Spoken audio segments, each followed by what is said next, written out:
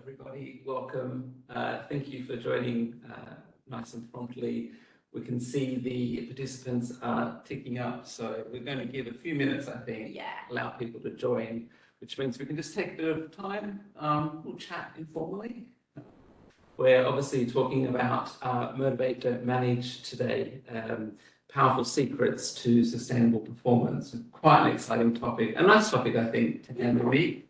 Definitely is. It's like nice to leave on something really motivating and uplifting, isn't it? To kind of like go away and maybe like take some key actions and then start the new week on a new high, maybe? Start the new week on a new high. I like that. Yes, fantastic. For those of you who have been part of the series throughout the week, you'll be very familiar with the format today. But if you're new, we have a Q&A and a chat function, so we'll invite you to share your thoughts and ideas throughout the session to help you kind of familiarize yourself with the platform and the technology. We have just a nice open question here on the screen that you can see. When was the last time you felt motivated at work? If you feel so inclined to share, I would love to hear your stories or scenarios about that. Oriana, what about yourself? When was the last time you felt motivated at work? Yeah, that's an interesting question, isn't it? Because I feel like you should be in a job where you feel motivated most of the time, or you should be in a role where you feel like motivated most of the time. Yes. I think for me, it was definitely the other day when I was in a client meeting, and for some reason I got really excited about all the things and the requirements actually from the client and all the things that we could potentially do for them. And then I like left the meeting really motivated to like put together a proposal and actually do like propose that perfect solution for the client and hopefully change something for them. Yes. So I think that that I felt really motivated to do that. Yeah. Drawing upon your expertise. Yes. And being able to apply that to problem solve. Yeah, cool. Yeah, exactly. Yeah. And also obviously I think my knowledge of like the area and what we're doing, our products, and maybe like put together the perfect products as a perfect combination for them. Yes, that's fantastic. I think I can relate to a similar sort of scenario. I guess their backgrounds as psychologists and the craft that we have dedicated to study. Being able to leverage that learning and to be able to apply it back into the workplace and to help people, for me, is one of the most rewarding things. And it doesn't have to be just with clients or problem solving, but even just working here in the team. Every day I get an opportunity to share sort of insights or experience with others, whether that's like yourself in the consulting team, or with our sales team, or even with like delivery and ops. Being able to kind of share that experience, I find really motivating because I feel like I'm making a difference and helping people. And I think being a psychologist, we want to help people. Yeah, we've got that thing, don't we? Yes, indeed. Not just exclusively for psychologists, but definitely a key motivator for us. I think somebody has sent through a few comments already. Yeah, so can you see that on the chat? Yeah. Committed to doing a great job. Who inspires you to do your personal best too? Oh, sorry, actually, I've just realised I only read half of it. So the first thing actually starts with when I work with great people who are all committed to doing a great job, who inspire you to do your personal best too. I love that one. That's great. That's a very great one. That's great, absolutely. So thank you for sharing. We will start in about a minute or so. We're still seeing the participants, the numbers ramping up, which is good to see. Obviously, people motivated at the end of the week. Yeah, or motivated to maybe not work right now. No, but also to learn something, obviously. I think that's the great thing about learning at work week, isn't it? But also to the comment, actually, it's interesting because it really shows that people and the people you work with and your team actually make such a difference to your motivation, and we'll see that actually later on as well, won't we? Yes, absolutely. But yeah, so like I keep on hearing that like around me quite a lot, that it's like, well, actually maybe if I would do this job somewhere else, I wouldn't enjoy it that much. But because I'm working with the people I'm working with, like, I'm absolutely loving it. And I think I've had that when I first started here. I was like just really liking the atmosphere, even though I had no idea of like what my actual job will be like at Yes. first, you know. Yes, it's that human connection, which is all about what we do here, you know, keeping the humans switched on, Yeah. humanizing the world of work. So it is a really important thing for us Yeah. and for many people in work.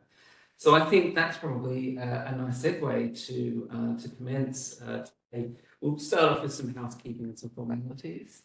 So thank you for joining us. I'm Dr. Dane Provoca. I'm the Director of Learning here at Bailey and French, and super excited to have my colleague Oriana join us with the session today. Oriana, if you'd like to introduce yourself. Yeah, no doctor yet, but yeah, I'm a learning consultant here, so I do a lot of the design and have an occupational psychology background as well. So this is, if you were there before, we were joking about us both being psychologists. This is why, because both of us actually are.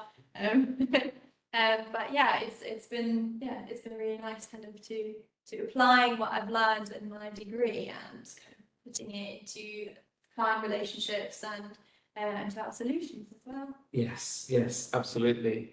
And here at Bailey and French, you may be familiar with us already. You may have joined one of our programs in the past. You might have attended one of our events or maybe seen one of our previous webinars. Could have found our website and downloaded some resources and content from there. But we are all about humanizing the world of work, and that is across the employee life cycle, from recruitment, selection, all the way through to development, training, retention. We focus on well-being, we focus on ED&I. These are really, really important. And everything we do is underpinned by human strengths, really, which is fantastic. And it's focused on delivering a sustainable impact. So hopefully today you will come away with some great tips and some insights and something that really gets the brain thinking around how can we motivate performance in the workplace. So this is our last series of Learning at Work Week webinars. We've been running sessions all throughout the week. We started on Monday where we looked at humanizing recruitment. We ran a strengths discovery seminar or session on Tuesday that you yourself sometimes run. Yes, yeah. I think you had a break this week. Yeah, I did. Yeah, we had one of my colleagues come in, luckily, Yes. But it's a really nice, you can, even if you missed it this week, we run it weekly, so you can always join it on a Tuesday at, I think, 12. And yeah, it's a really nice way to kind of find out more about yourself and your own strengths and the combination of your strengths. Absolutely, yes. Yeah, so there's opportunities to catch more live sessions in the future. I think on Wednesday then it was myself and Ant, and we spoke about thriving at work, looking at sort of team performance. Yesterday we had our CEO and co-founder Alex Bailey presenting with KPMG, and they were looking at leadership in the public sector. And today we're ending the week on a high note, discussing how to motivate our performance. So as usual, today's recording will be available on our YouTube channels, as are our previous sessions as well. So please feel free to check out the recordings if you'd like to learn more. So how about we jump into the content today? And this is, I think, quite a nice bit of research to share with everybody. It's from Gallup, it's fairly recent, which is nice. And they state that only 2 in 10 employees say their performance is managed in a way that motivates them to do outstanding work, which is quite interesting. What are your thoughts about that? Yeah. I mean, I think it's interesting because it kind of just shows that typical old school performance management is not working in the way that it maybe used to, or I don't know, maybe never did actually. So that we actually need to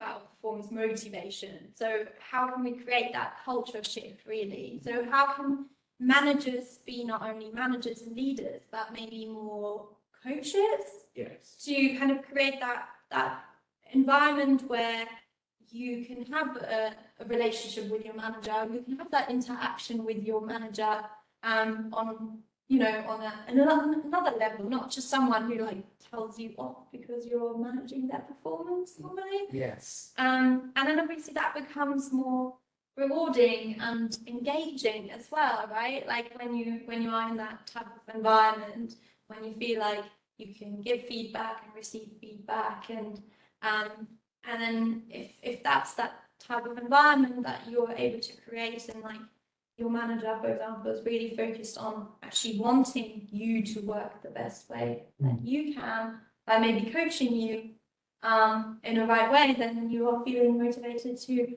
perform at your best as well. So hopefully, yeah, I think this is really what this statistic shows, that the approach or the traditional approach is just, It's maybe not enough.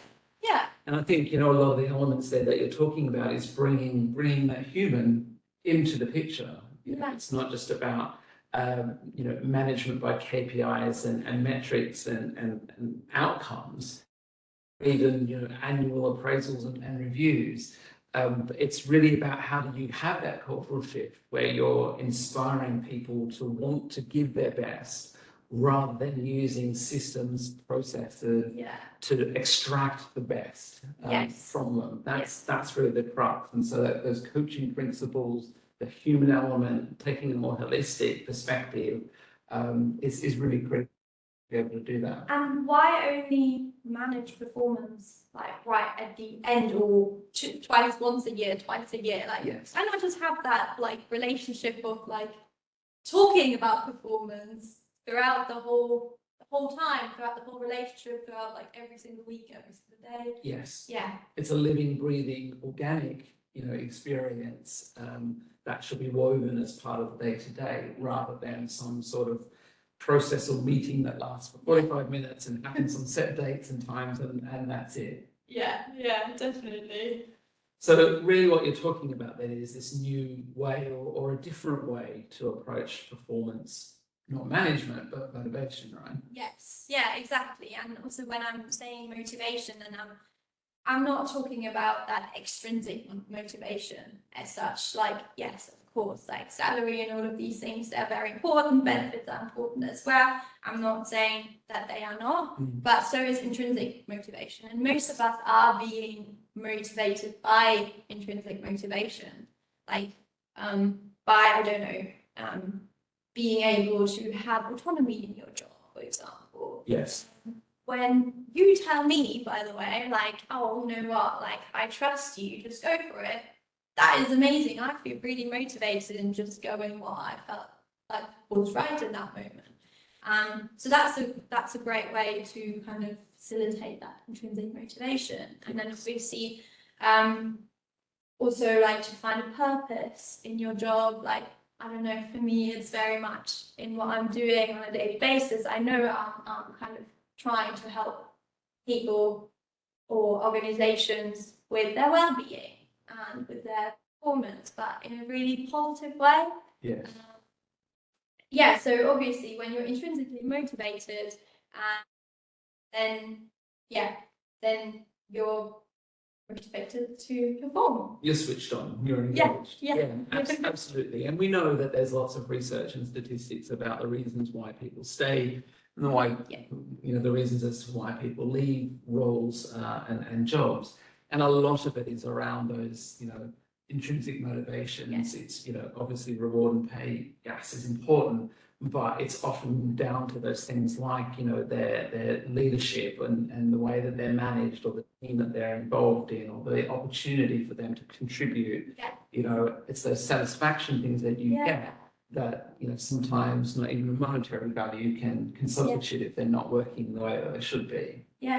To grow, any of these things. Yes, and you know, that really speaks to the approach that we have here at Banyan French. You know, as I said before, everything we do is around human strengths and based in positive psychology. And so you know, we take the theories from positive psychology backed by big data and scientific evidence to really make, you know, positive, meaningful impact and change. So I'm perhaps kind of interested to explore a little bit more around how we apply that philosophy and, bring it to life for performance motivation. Yeah. So I guess, that the shift towards performance motivation, we know that organizations can tell, their managers to have performance reviews and appraisals, and, employees can be told that they have to take ownership of their performance and what they're doing. But, really, why? Why would you do that when a lot of these sort of processes, they just they don't inspire people, they don't light that fire, and often they're actually just dreaded and a tick in the box exercise.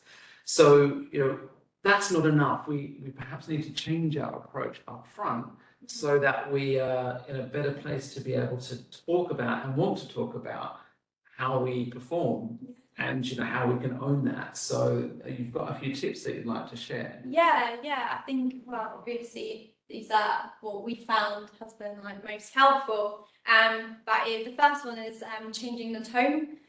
So again, founded or based within positive psychology, is that really, changing the tone to strengths, focusing on our strengths, and then that also sets up the tone to, an open, honest conversation. We can kind of focus on that positive language. Later on, on that slide now, we have strengths-based feedback as well, which kind of feeds in really nicely from that like strengths conversation, the focus on individual strengths and what combination is very individual to each one of us and what strengths we have, and seeing a person for their strengths. And then obviously giving feedback according to the strengths as well, because that's going to be really uplifting and it's going to be engaging.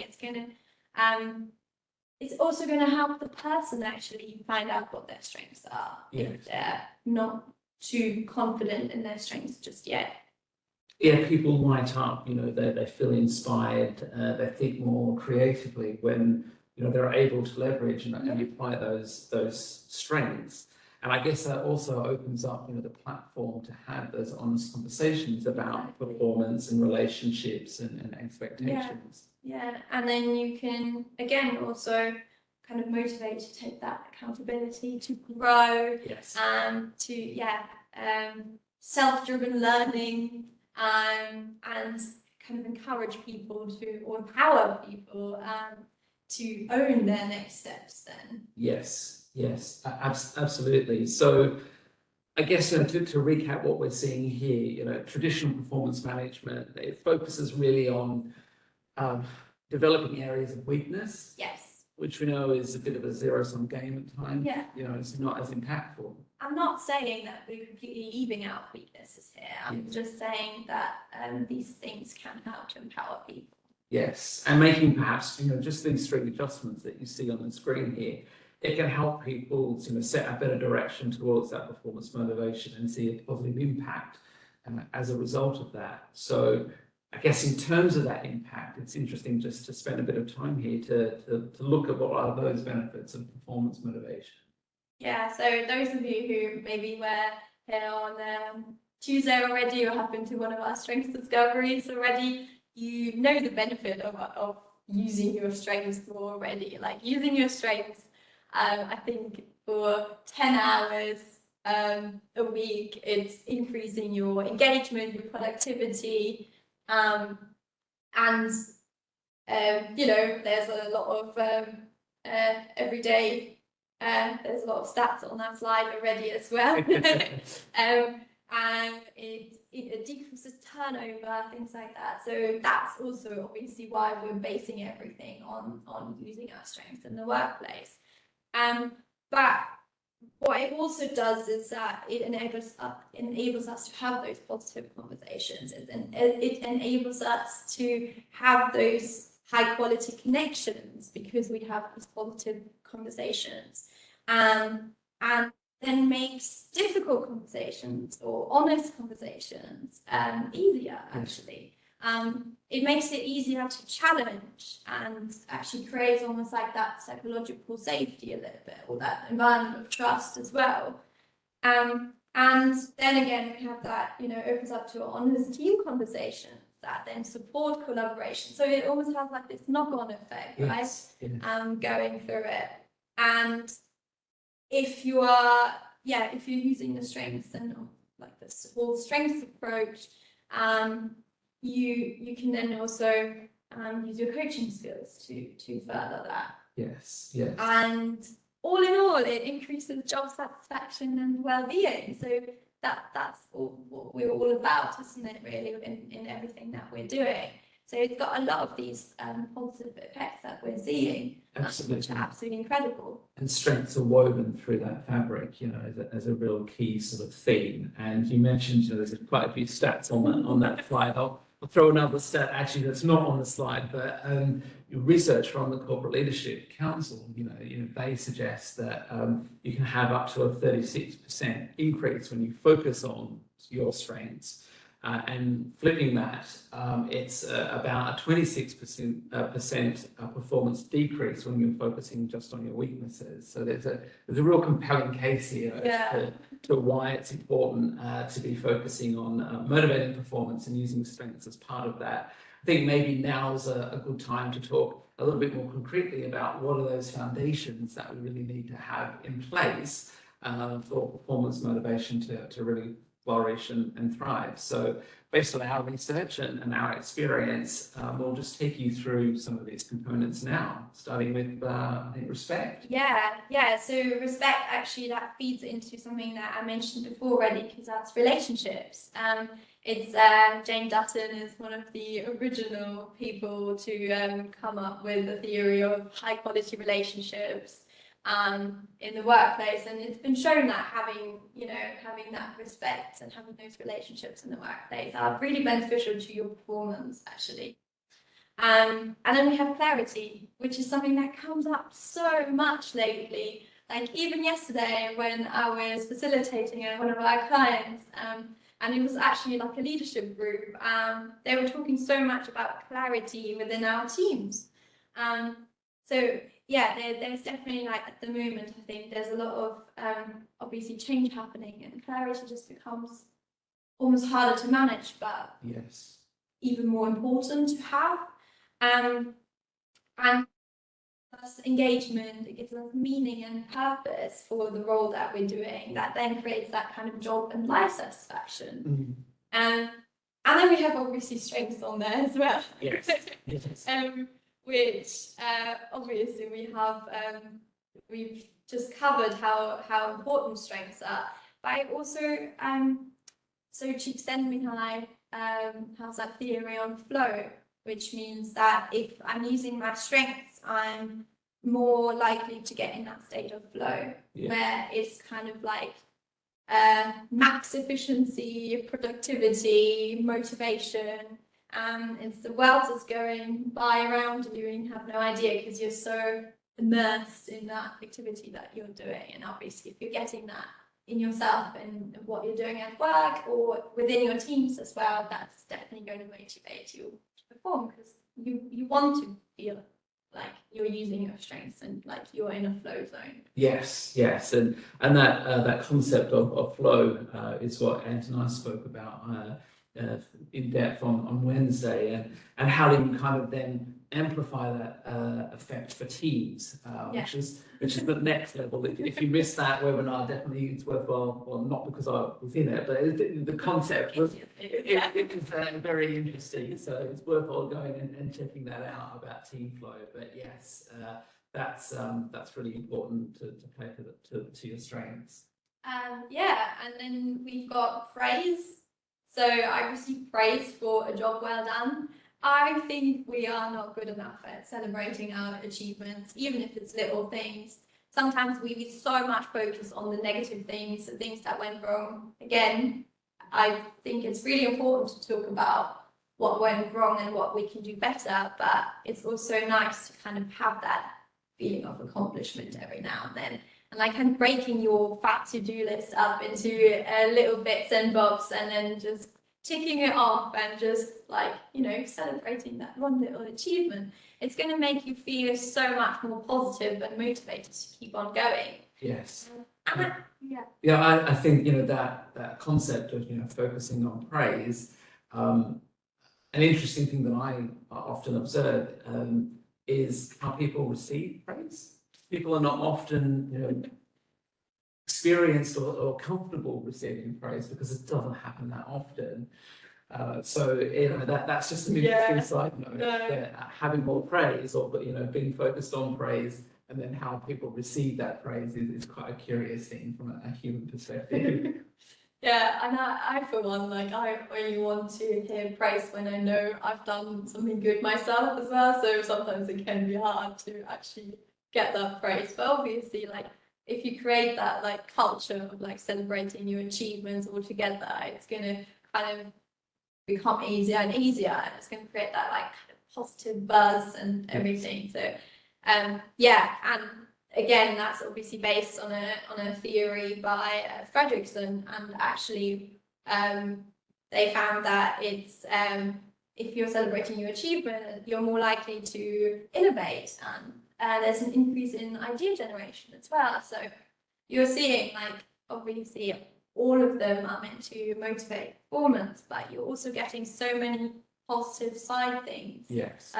As like not only performance, but knock-on effects. Knock-on effect. Yeah, exactly. Absolutely. And then we have growth, and I think sometimes when we're talking those through, people are thinking about learning and development opportunities, but it's much more than that. It's actually having that like growth mindset where you're then feeling like you're having that continuous development. Like you're not that fixed mindset. So when you're standing in front of a challenge, you're not just giving up, or you're like, okay, well, that you're actually trying to learn from it. You're actually like you're basically continuously growing. Curiosity, yes, yeah. And not being afraid to fail, as well. Yeah. Is really important as part of growth. We learn by fail and mistakes, so that's really important, not to shy away from that.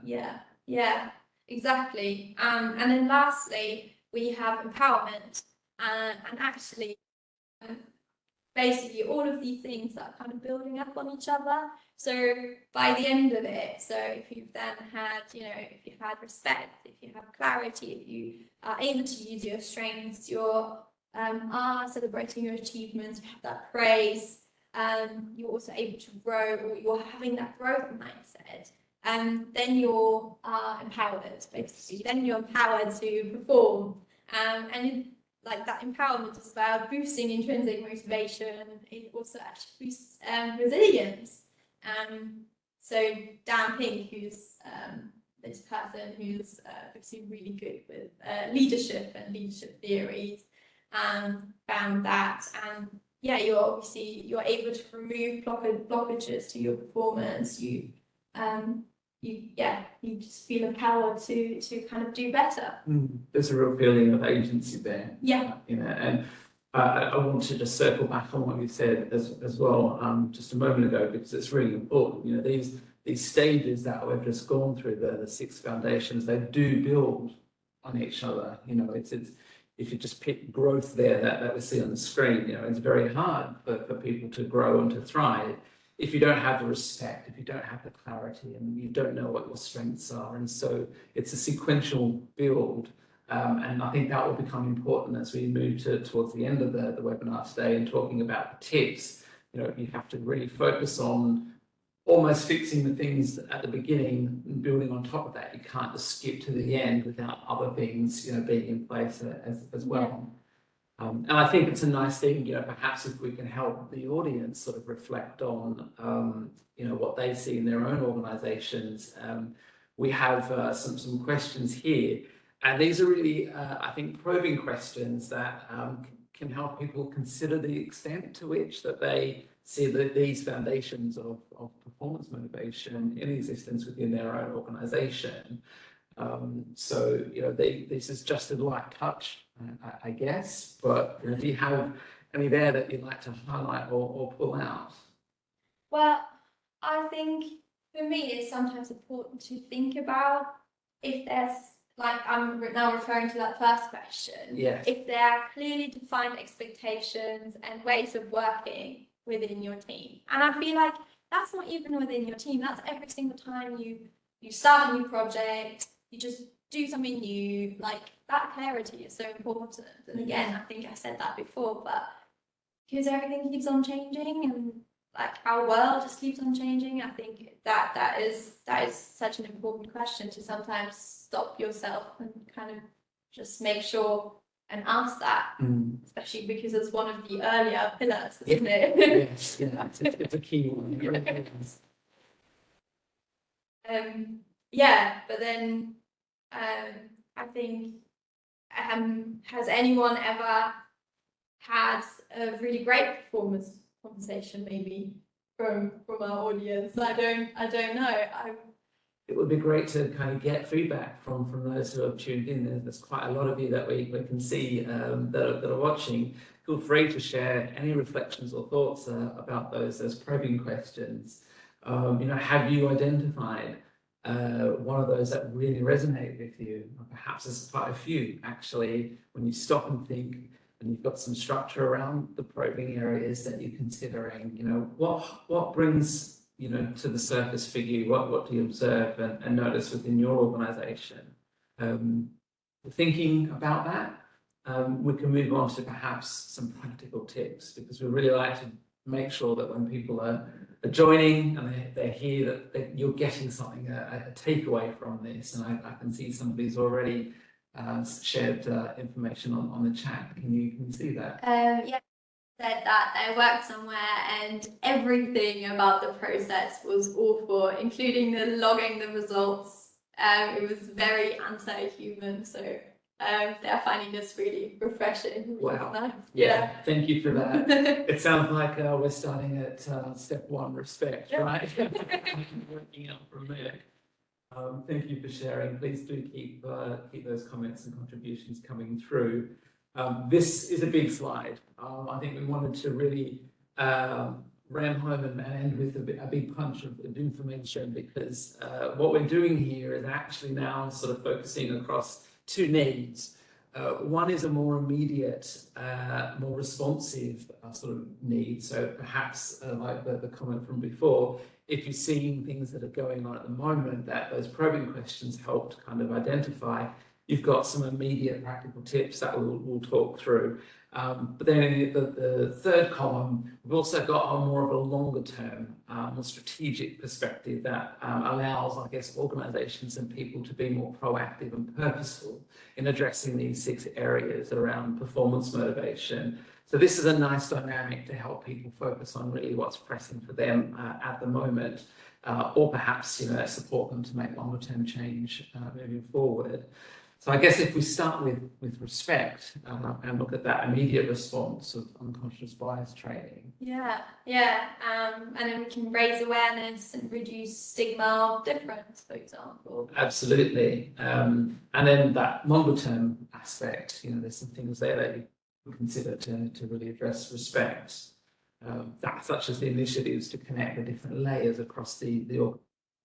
That might be things like upward mentoring initiatives, but you could also look at things like inclusivity principles, you know, seeing how that is incorporated through all those processes within an organisation, such as like recruitment, onboarding, you know, development, retention. Whole life cycle, the whole life cycle. Absolutely. And I think also, you know, from that, it's important to consider the platforms that you have to have those honest and open conversations. You know, being able to be aware of yourself and others, and to build those respectful relationships. You know, how is the organisation putting in place platforms and, you know, mechanisms and the environment that really allows that to foster. Which is actually, interestingly enough, also a part of our team flow. It's another one, yes, it certainly is. And that then moves us on to the clarity. So kind of hold town halls or company-wide meetings to share company updates. Yes.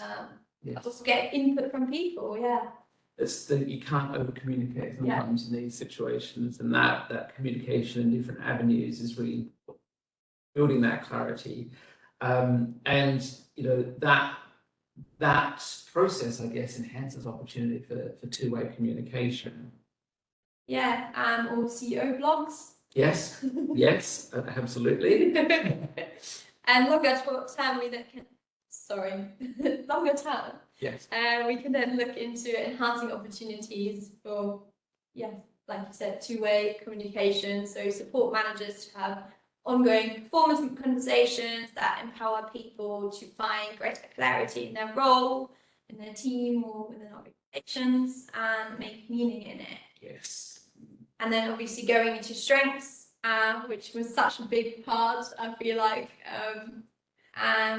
You can attend strengths discovery workshops, for example, the one next week. Yes, yes, or even use psychometrics, something that just helps you identify and raise awareness around those strengths. I found it actually quite helpful to do a psychometric test and then do that strength discovery, because it gave me the psychometrics gave me a little idea, but I felt a bit put into a box, and Yes. then I could kind of like go out of it and really find out which of those strengths I felt like were representing me the best. Find your own meaning Yeah. in that. Yes, yes, absolutely. So longer term, I guess, is that shift to a tone of performance conversations to be strengths focused. Yeah. That can have such a powerful impact. Yeah, it really can, and then it can empower people to take more personal accountability, exploring how to use their strengths to be their best, for example. Yes, yes, and finding ways to connect those strengths throughout, again, the employee life cycle. So, how does recruitment speak to people's strengths and those strengths which are identified? How do you bring that through to onboarding, so that people, the time to performance, It's shorter. It's shorter, exactly, and how does that then build into learning and development initiatives? Everything's strength oriented. You start to capitalize on a very powerful concept across many different areas. It doesn't have to just stand alone or just sit within something maybe like traditionally viewed as like a learning and development or personal development. Yeah. It's actually got broader application than that. And we have praise. Yes, yeah. So recognition, awards in team and company meetings.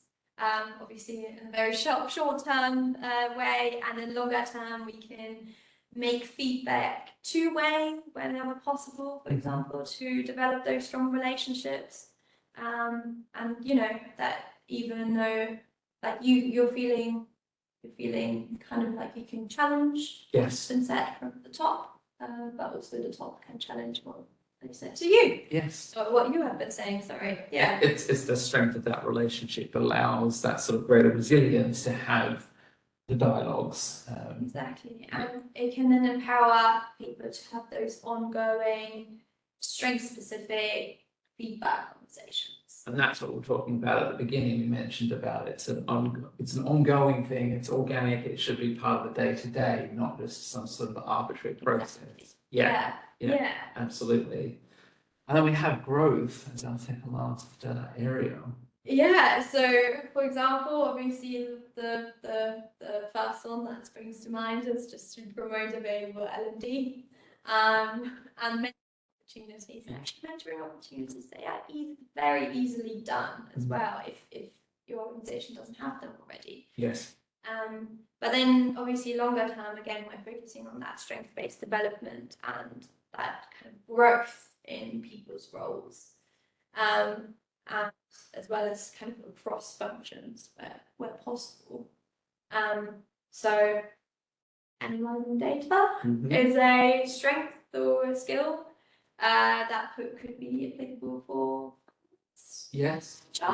Yes, yeah, absolutely.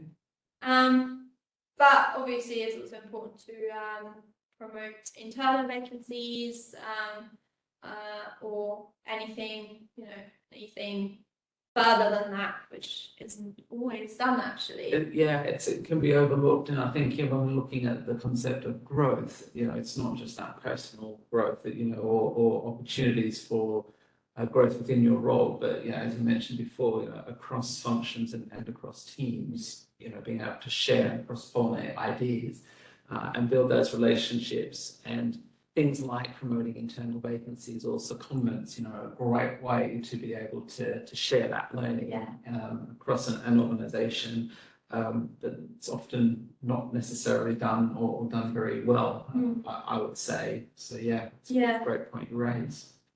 Yeah. And then we move to empowerment. Which is the last point. Yeah. Yes. Focusing on quick wins. Yeah, very important, but also, assessing the sources of your blockages, for example. Yes, yes. It's great to be empowered, to have that agency and autonomy, to focus on quick wins, but are you also empowered to make changes to remove blockages which are just as limiting to performance? Yeah. It's the converse of being able to motivate and inspire performance. So, how easily can you address those challenges and blockers? Because I'm sure many of us could write a list of at least 20 that we face in our roles of what those blockers and challenges need to be. Yeah, and then obviously long term, we can look into defining ways of working for the future. So self-managed teams, focus on fixing blockages that will hinder future successes again. Yes. But obviously to support this, you will need to celebrate failure. Yes. As well. Yes. Actually, as a leader, be okay with failure. Yeah, fail fast. Yeah. And you can see why that then comes after growth, because if that growth mindset is in place, then getting the shared learnings and being empowered to be able to drive forward from failure and setback, it's just not going to happen if you don't have these key things in place. Exactly, and also otherwise you're not able to innovate, and innovation is so important. Yes. And obviously you need to find solutions to problems, otherwise you won't ever be able to. But also then focus on strengths-based collaboration to kind of increase the overall effectiveness of teams and kind of maybe come up with solutions together, actually, or innovations together. Yes, yeah, absolutely. I mean, so that's just a brief whistle-stop tour. It's a look at some strategies and some tips around increasing performance motivation for short-term and long-term, I guess, lenses. If you've had any thoughts about these, feel free to share them in the chat. We've got a few minutes left, and we're just about at the end now. So we'd love to hear your thoughts about what we've just discussed. So I kept on looking here actually because we had something come in for quite some time now. Apologies, I didn't mean to ignore you. But there's a comment on, I think it stems down from a lot of senior leaders who can shape performance motivation, who can make a real difference. Yes. Which, is very true. And we have another question, which is around, would you motivate teams as well as individuals?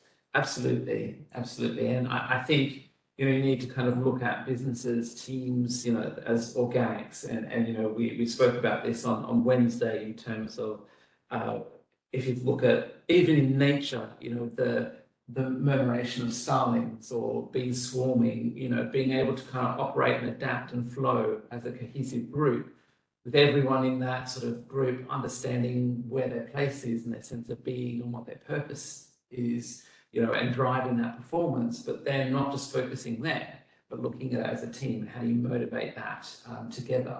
And it's not just about, creating a whole bunch of high-performing individuals, sticking them together as a team and going, we've got a high-performing team. That doesn't work. We know that leads to burnout.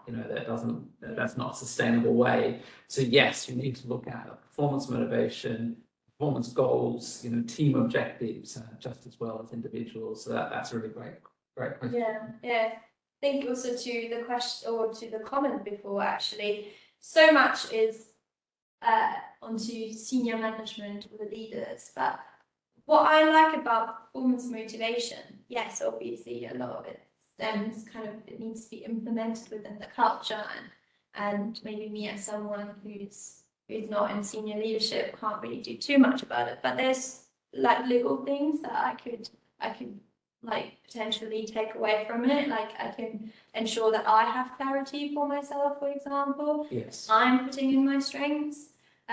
So these are little things that I can kind of do for myself to motivate myself as well. Yeah. If I wanted to take something away from today, yeah. Absolutely, and I think that's quite a nice segue into the wrap up. Taking something away from today is really important. It doesn't have to be a, you know, broad scale change program or development program. There are some very fundamental key things that anybody can do, and it's part of the philosophy of positive psychology. We like to share as much of our content and thought leadership as possible. So if you want to know more about performance motivation, the tips and you know, probing questions that we had at the end, please feel free to jump on our website and access a whole bunch of content that we have there available for you. I'd like to thank everybody for joining us today. I hope you found this session to be interesting, that you've got some tips and some insights that perhaps were new, or at least brought back to the surface for you. I'd like to thank Oriana actually for joining me today. Thank you, Dane. Yeah, no, it's been great. It's been lovely to have you. I'd like to thank everybody who's joined us throughout the week and all of our co-presenters as well for Learning at Work Week. We're now wrapped for another year, but please do get in touch with us if you'd like to know any more information. You can follow our LinkedIn pages, visit our website, review our LinkedIn channels for the videos. And sign up for our newsletters. We love to share content, particularly ones that have such a positive impact to people and their well-being at work. So thank you once again for attending today, and we hope to see you again soon. Everyone. Yeah. Bye. Bye.